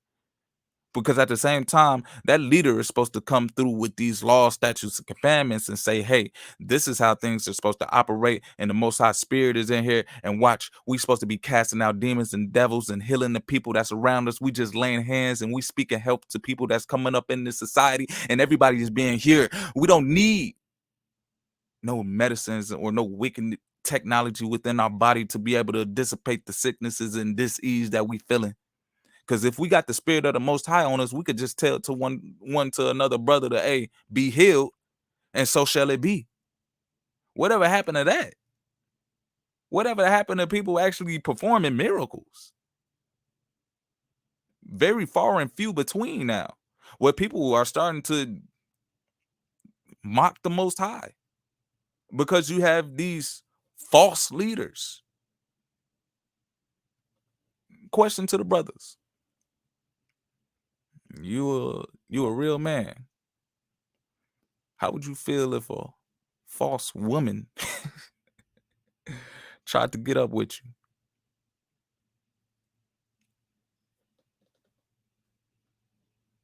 you? His was real talking about, you know how I'm coming. I love this type of conversation. Hey, Justice Burns, the songbird herself. What it do? What it do? Shalom, shalom, family. Woo! Hey, His will is real said these leaders be Hebrew, Catholic, Christian, Jews, New Age Israelites. LOL. Hey, don't forget Black Panthers or what was that movie, man? With the Panthers in it. What was that space? Wakanda, man. They in here. Hebrew, Catholic, Christian, Jesuit, New Age Israelite Wakandians. Anything that they any and everything now. Big facts. Plant your seeds on righteous ground, family. Ooh. Ox said, trust me, the church is a drug that people hate, but can't get that monkey off their back. And we got these drug dealers just out here gritting their teeth every time people walk through that door. But if you walk through I feel like if you ain't got the 10 commandments up in your church and your people and your congregation is seeing this every time they walk through, what are you really teaching the people? Where are you really leading the people to? Because nowadays it's like these leaders are so willy-nilly that they just let anything go. They forget about what it truly means to walk this narrow path. Then like how you got talking about you got Hebrew, Catholic, Christian, Jesuit, New Age, Israelite, Wakandians out here. What are they leading? What is a mission statement? But let's keep on building. It's a little bit more left to this video of the brother, man. Let's keep on hitting on his talking points right swift. Because he was bringing out something pivotal, man. Of course, misery loves company.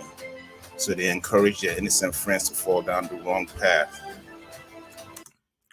Misery loves company, so they encourage different churches to follow down the wrong path of worshiping their Father who is below us. Y'all know what churches I'm talking about. Y'all heard the allegations going out about how, little boys ain't safe. Shoot, little girls ain't safe. Shoot, who is safe in these churches when you got people that are really coming there fully loaded and take people out? I know y'all heard about that a couple of years ago. It's like, man, we supposed to be safe somewhere as the children of the Most High, right? And when you had seen true leaders, when you had seen people out here that was depicted in the Bible actually leading congregations, leading nations through persecution, this ain't nothing compared to what the real man in the Bible was doing. Real leaders. Men marry women that are not virgins, and the divorce rate is very high. Of course, it's pharmaceutical companies profit from the chaos by encouraging women to take birth control pills, and of course, they make money from the organs of aborted fetuses. Oh yes, secular culture is full of wickedness, and only the wicked glory in it. The sodomites, whores, and whoremongers. The secular culture lures you in with vanity, the promise of a better life, the promise of wealth and riches. Oh, come on, I got a word for you. The Most High got a blessing with your name on it.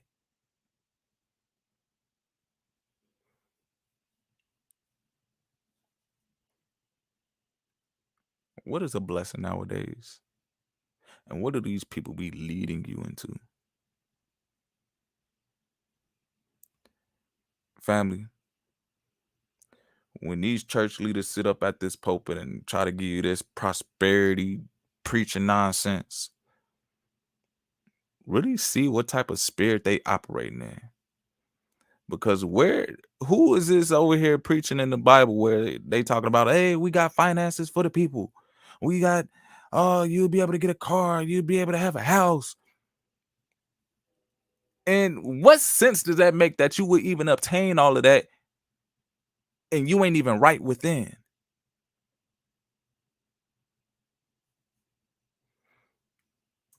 And the path of entry is with their educational system. This system has deceived many for many generations. Our parents were lured in into the system, but how did the church get lured in?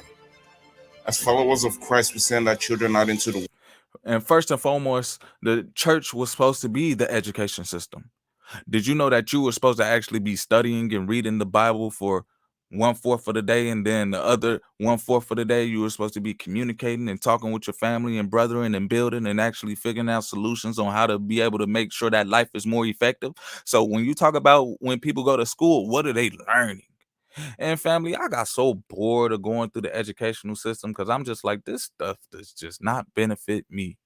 It is not helping me in the inside. Yeah, if I wanted a lot of material gain in this world, if I wanted to work with wicked people, yeah, this would be something up my alley. But obviously, it just was not clicking with me doing going through the educational system.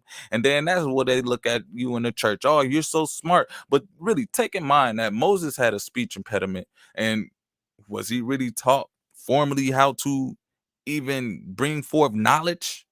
But the Most High still used him to be a blessed man, to have generations of family, to be a respected leader. So, how much then is this value of education that we place in society where these churches, they'll pretty much disown you if you walking off the street because they look at you like, oh, you don't know nothing. But as soon as you start getting a little bit of knowledge around here and you start questioning what's going on in these churches, man, I'm sad to say many people start to walk away because they see that this is a corporation built to hold our people down.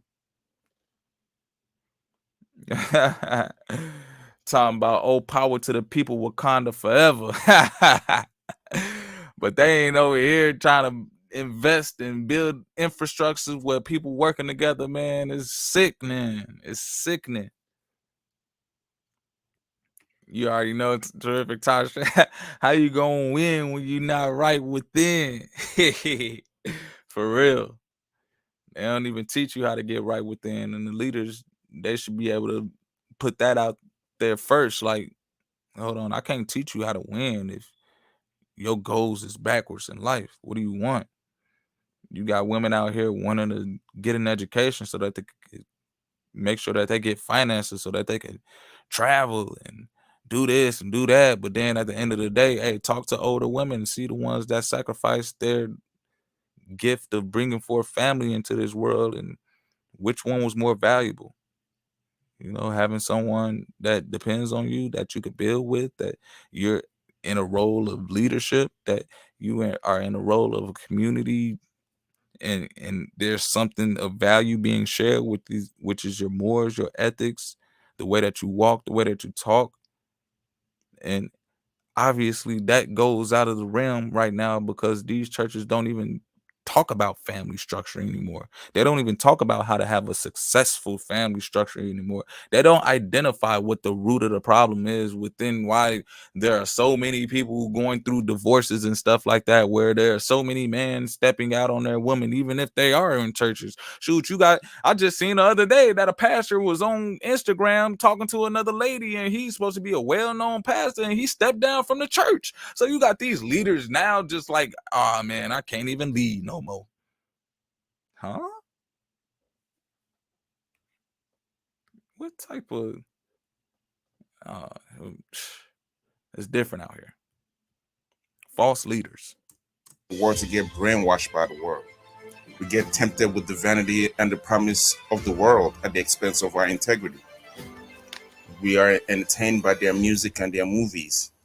Even though they program our minds and the minds of our children to follow the path of darkness, how did the church leaders miss this? Or did they know this but decided to lead generations of innocent souls into darkness?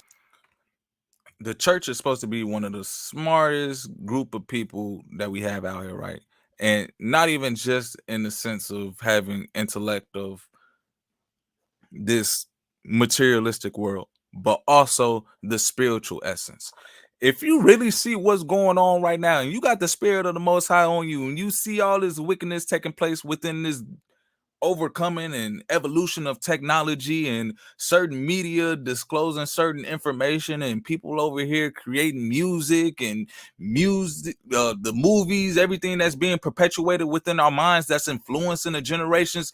You as a leader of the church should be able to speak out against this. Not just speak out against it, but have a congregation of people where you can also dividend out the solution to be able to counter interact these overwhelming influxes of wickedness.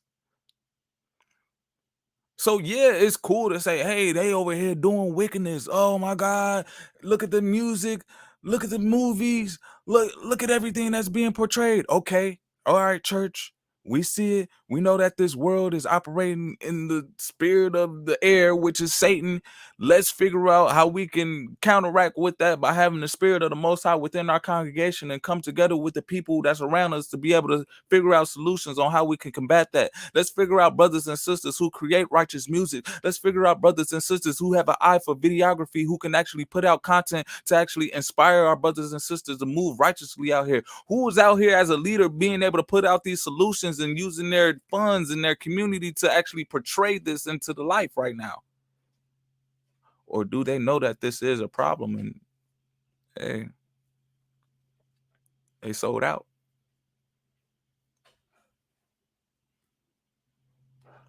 Are they compromising the whole?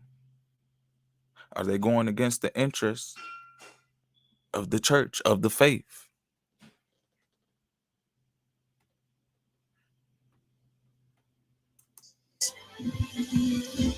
What we have today is a church without a culture.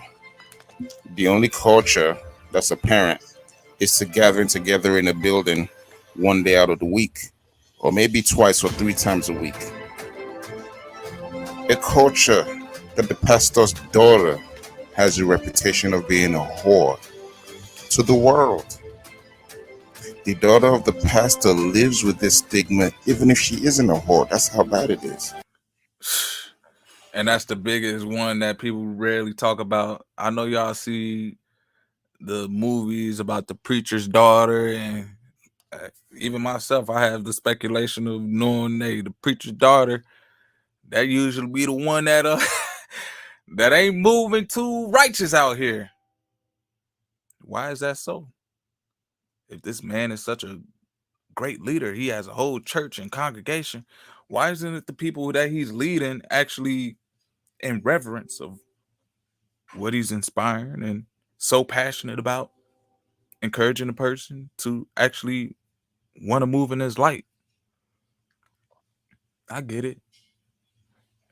They not taught about this actually being something where it's their culture, where it's something that should be of value. They're not taught about this actually being their grandfathers, grandmothers, something that you must uphold, something that you really must take credibility for on building up.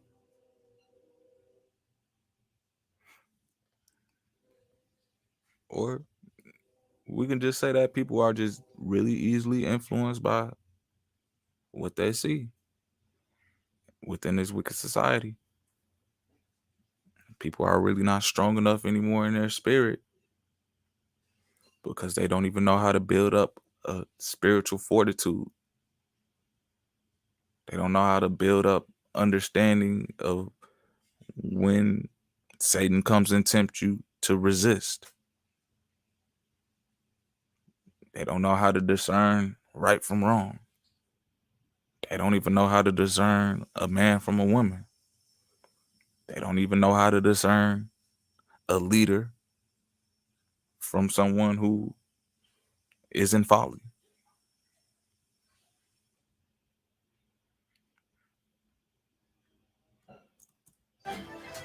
This means that for many generations, pastors have bought into the lures of vanity of the secular world. Most likely, the pastor's daughter is in a secular educational institution with a bunch of kids influenced by the secular culture, buying into the so-called dating culture. And the pastor didn't find a good man in the community in his community to pair up with his daughter while she was a virgin of childbearing age. We understand that the secular culture is rooted in wickedness, and when a girl is in heat and she's ready to start having sex and commit to a man, she's trapped in an educational system that prolongs her childhood, when in reality she's becoming a woman. She's set up for failure because eventually she will have sex with a boy that has no intention of marrying her and most likely not equipped to carry the responsibility of manhood. She ends up. First and foremost, why do we have boys out here not able to accept the responsibility of manhood if they are leaders in a society modeling what a true man is? Or is it just being disturbed at this point in time where people don't even know what a man is anymore? People can't even teach the younger generation of what it means to be a man of value, to be a man of honor, to be a man of discipline, to be a man of saying, hey, take care of your responsibilities. Hey, don't hurt this woman. Hey, actually, if you commit to multiply with this woman, you have to take care of your seed. Why is this not being taught in the churches? There's so many churches around. Why is this not being advertised or having an influential standpoint in society as much as all this other wickedness is occurring? Hold on, I got some scriptures I want to point out too. I got some scriptures, family, because it's really not making no sense at this point. Now that I'm really starting to bring it back out again, I'm really not comprehending how all of this is occurring if we got so many church leaders out here. And and maybe I'm using church leaders too loose, but we have too many people out here that's saying that they are in reverence of the Most High and have some type of who are you fooling, man? Not me, man, and not the people that subscribe here, because we're gonna bring it out. We're gonna have these talking points. We're gonna have these discussions that may be a little controversial, but we gotta hit it there. Steve Bless, I see you, brother. Here go the family YouTube channel right here. Oren Kenny, that's who I'm getting the video from. It's another brother, he walking out in his journey. Hey, go support his content. Go subscribe to his channel. Go like the video. Go comment on it, man, because he definitely brought out something where I felt the inspiration to build on the conversation, because it's needed right now. Because do these church leaders literally, do they lead us in the right direction, or hey, did these church leaders sell us out? And I got another scripture I want to bring out,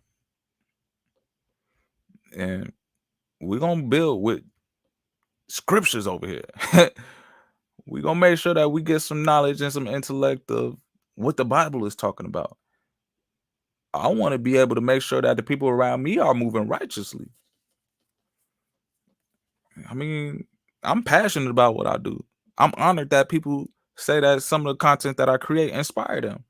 All glory to the Most High that I'm able to do what I do, and He gives me the spirit to operate and to be able to speak to the people where, hey, I hope that the message is received, and I hope that we are able to always gain some type of astute information to build within our relationship with the Most High, our own personal relationship. Don't come to me asking me about how to gain in your relationship, but when we come together and when we do our studying on our own, and then we come and communicate 1/4 of the day, this is the type of bills that we should have. We should be able to speak to each other within the spirit and be able to figure out solutions in this life right now, because some of these leaders, I don't know, man, they not looking right. So I'm in the book of Matthew, chapter 16. We're going to start on verse, let's see. We're going to start on verse 18. And I say unto thee that thou art Peter, and upon this rock I will build my church, and the gates of hell shall not prevail against it. Y'all already know what's running rampant in these churches right now. Shoot, they be having people come in there who don't even reverence the Most High in their daily goings. So can we say that the leaders who are in this church, they definitely are letting the gates of hell prevail in there? Or where are these churches being built at? Is it on the rock of the Most High?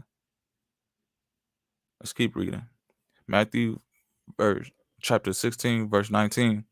And I will give unto thee the keys of the kingdom of heaven. And whatsoever thou shalt bind on earth shall be bound in heaven. And whatsoever thou shalt loose on earth shall be loosed in heaven. Then charged he his disciples that they should tell no man that he was Jesus the Christ. From that time forth began Jesus to show unto his disciples how that he must go unto Jerusalem and suffer many things of the elders and chief priests and scribes, and be killed and be raised again the third day. Then Peter took him and began to rebuke him, saying, Be it far from thee, Lord, this shall not be unto thee. But he turned and said unto Peter, Get thee behind me, Satan. Thou art an offense unto me, for thou savorest not the things that be of God, but those that be of man.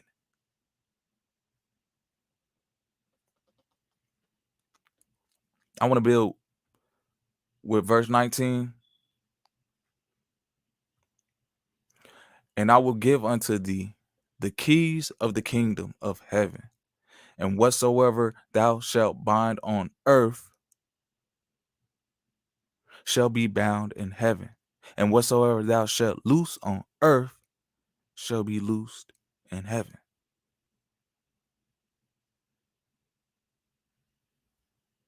When they build these churches,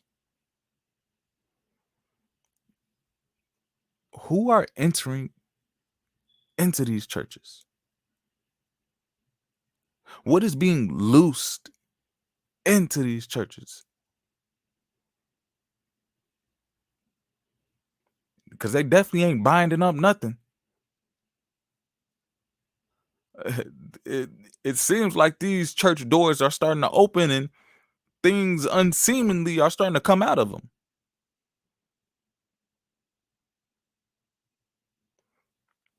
But check it out. Let's build with verse 23. As Peter was trying to rebuke Messiah, Jesus, he turned to him and said unto Peter and said, Get behind me, Satan. Thou art an offense unto me, for thou savorest not the things that be of God, but those that be of man. Really take in consideration of how these churches be operating. Do they favor after the things that be of the Most High or of man?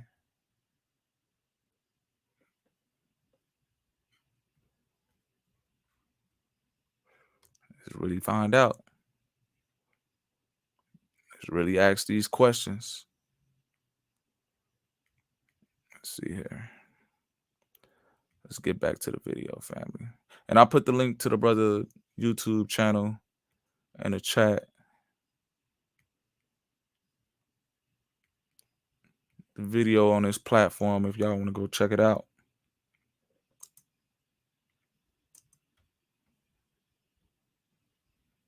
Up getting defiled and discarded.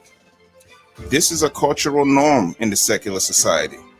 But when it comes to followers of Christ, why do we subject our daughters to this wickedness, creating long-lasting damage to their psyche to the point where it could be near impossible for them to trust a man for the rest of her life.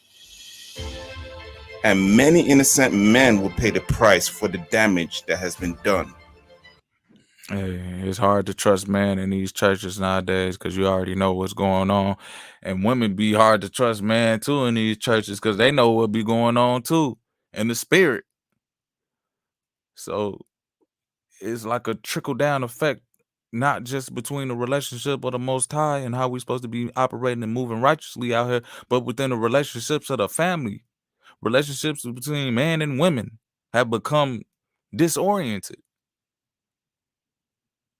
all because we put somebody in a pedestal and called them a leader, and they have no qualities of being a leader, yet we still follow after what they tell us to do.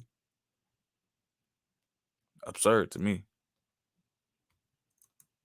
To these women, what I don't understand is with the innumerable numbers of churches and pastors who went to seminary school and studied the Bible, none of them had the courage to protect their congregation or even their own children from the wickedness of the secular world.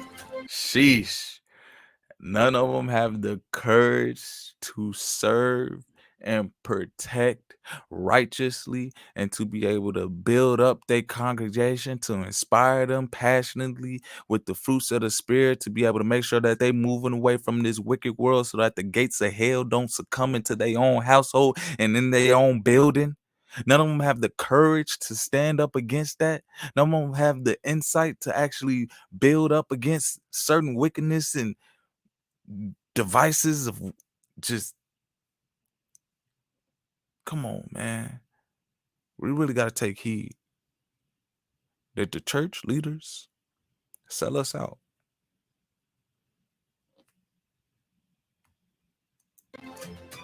Instead of telling the world a vision on how we can make the world a better place and a How many people have that vision of making the world a better place? If you think that we're the ones who are in these seats right now who had that vision of making the world a better place, wouldn't it be a better place? What's taking so long? Why isn't the world a better place now? If all these leaders who are well taught and went through school and they talk about the Most High and they speak like this, you know, they get tired and they speak with the Holy Ghost. Why isn't the community better then? Why hasn't the vision that they see for not just their family, but their extended communities able to have an effect on this world? But then there's so much wickedness going on where you see that start to penetrate and affect the minds and influence the minds of the people even more and more. How are they vision getting out, but the vision of the church is stagnant? It makes no sense. Do you know as soon as the pandemic hit, the funny thing was, I seen it on TV. They were like, oh man, we're releasing the restrictions of marijuana. Yeah, everybody now, you can use recreational marijuana.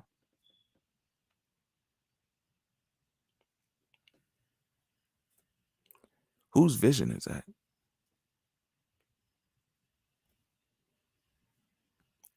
So I guess now you can add another thing to the list of what's on the corners of these streets out here. A church, alcohol store, and a marijuana shop. Yet the people have no spirit. The irony is they're filled with spirits. And they ain't high with the ghosts, but they definitely high. Whose vision is that?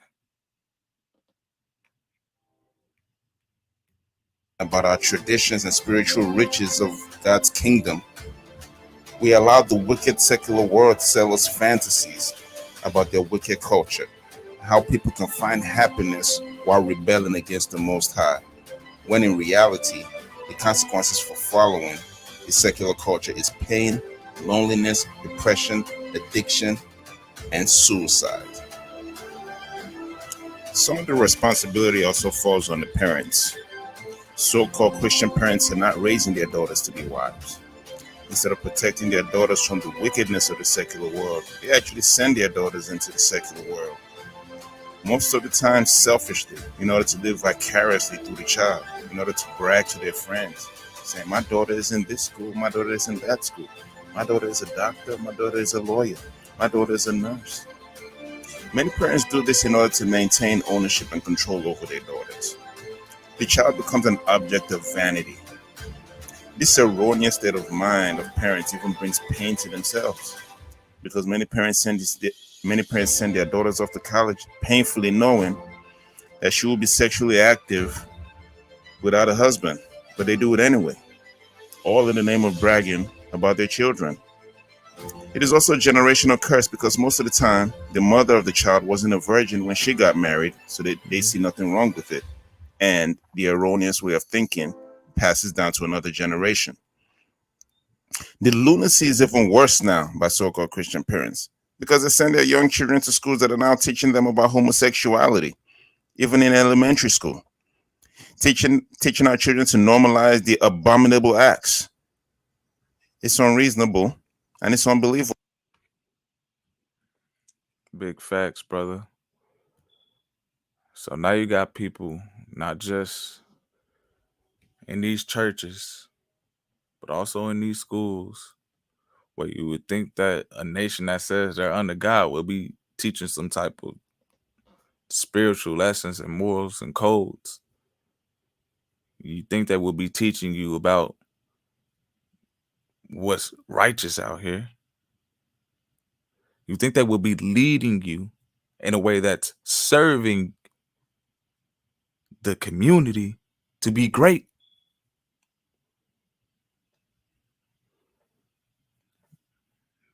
Majority of people in these so-called leadership roles, not just in the church family, in my opinion, have sold out.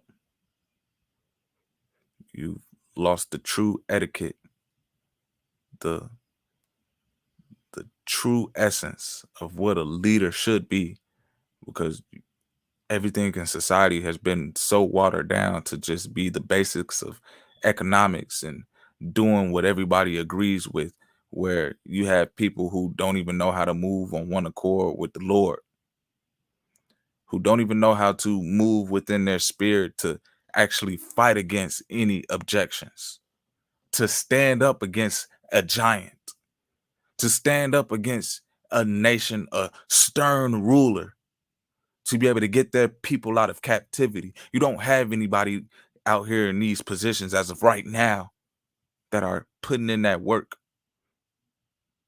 that are actually creating communities and are benefiting the people. But y'all willing, man, one of these days, working with a great group of individuals in the back scene. All praises to the Most High for connecting us. All praises to the Most High for the people that keep me inspired and encouraged and motivate me to be great. Because I have a vision. I see us actually being greater than what we are right now. I see us actually having influence over a nation worldwide, striving, moving on one accord, living, being fruitful, multiplying, not worried about any other people's business but ours, and taking care of our Father's business, and tending to the land, and making sure everybody is around us in full health, making sure everybody around us is moving in peace, and making sure everybody has that spirit of love within them to be of service to the next. What is a leader if you're not serving? What is a leader if you are afraid to fail? What is a leader if you're not making sure that you have the best interests of the people who's around you?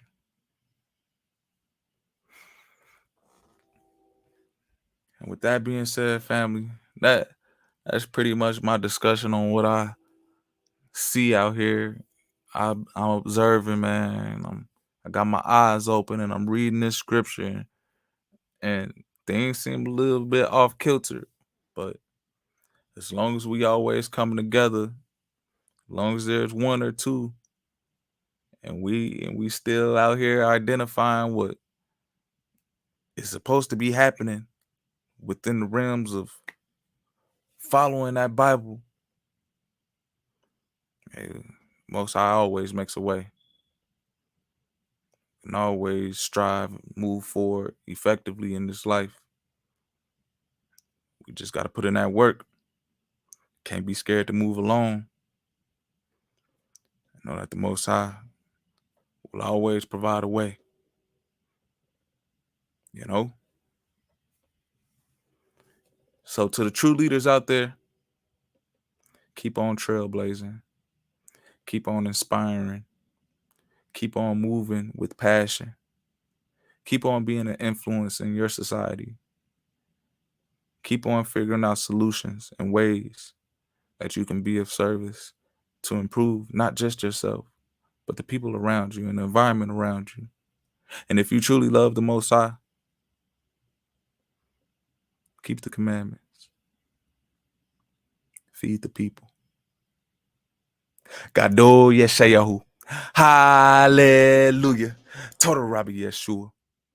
Great salvation. All praises, all honor, all glory to the Most High. Yeah. Thank you so much for the light.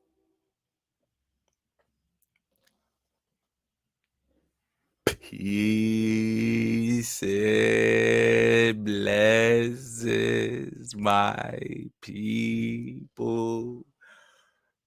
Peace and blessings. We in, family. Keep rising. Peace. How did you do that?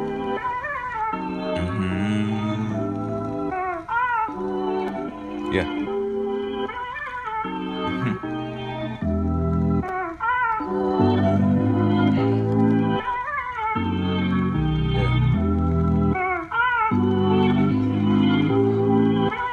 Yeah, they got it bumping. Why by the lie?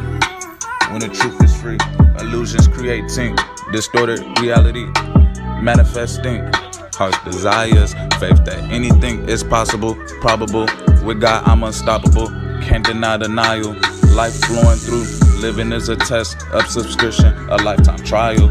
Only faith, no fanatics. Pay attention to the antics. Peace over power, panic. Design planned in fashion.